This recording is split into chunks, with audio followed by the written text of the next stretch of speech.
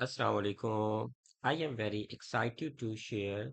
I have created AI-based application for the nursing student, clinical nurses who are working at the bedside, and the nursing educators. They all can get benefit from this one application. So let's start. What application is this? Actually, this is a AI learning assistant for nurses. ये इसका basic user interface है. It has a three functionalities. For student you have to click the student option, so it will give the answer according to the student level. And second is the clinical. So when you select the clinical feature, so it's mean it provide you the answer to the clinical nurses who are working at the bedside, what are the essential information they want to learn. And third is the educator.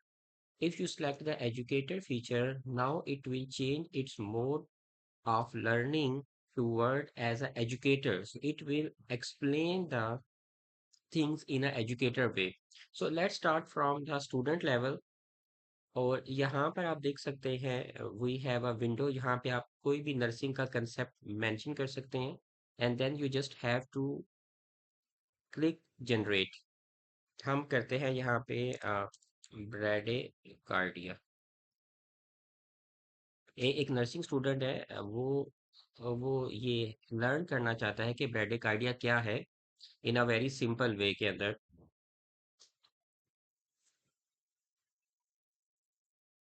अब ये यहाँ पे thinking कर रहा है और internet से तमाम इंफॉर्मेशन को गैदर कर रहा है और यहाँ पे उसने इसको जनरेट कर दिया है. Bradycardia is a heart rate slower than 60 beat per minute.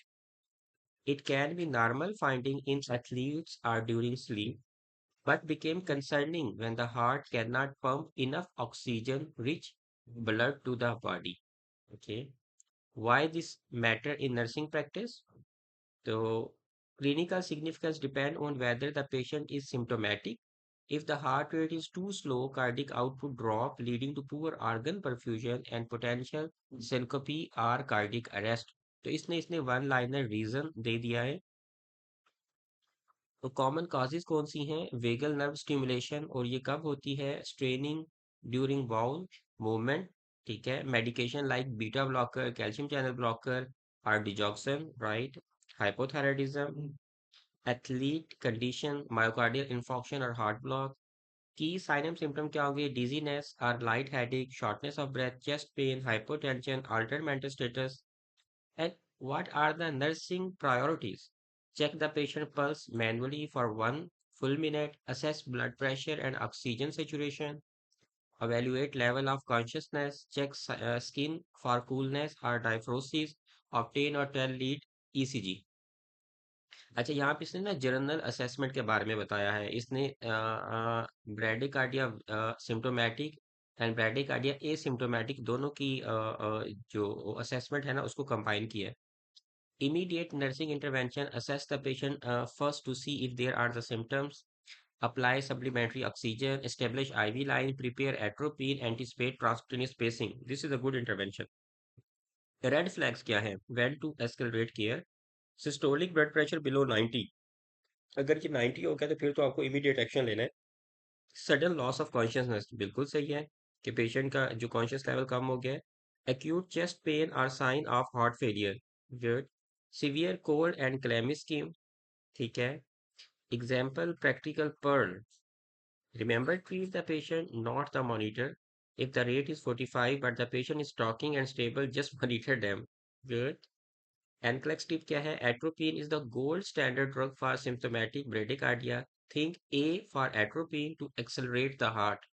Wow, excellent. Assess for the cause. It is new medication or a physiological adaptation like a athlete heart.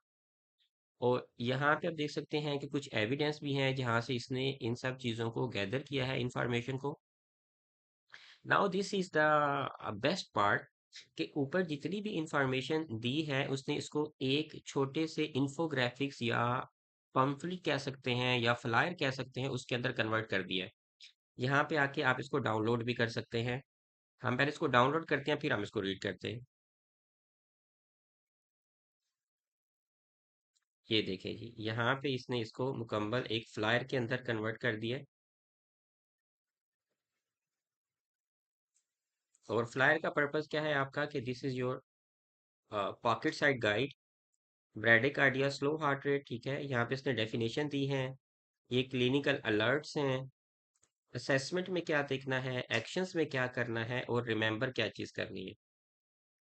Now you can see कि आप इस application को use करके जो एक nursing student है वो किस तरीके से अपने कंसेप्ट्स को और रिवाइज कर सकता है, अंडरस्टैंडिंग डेवलप कर सकता है, और चीज़ों को क्विकली और फास्टली लर्न कर सकता है।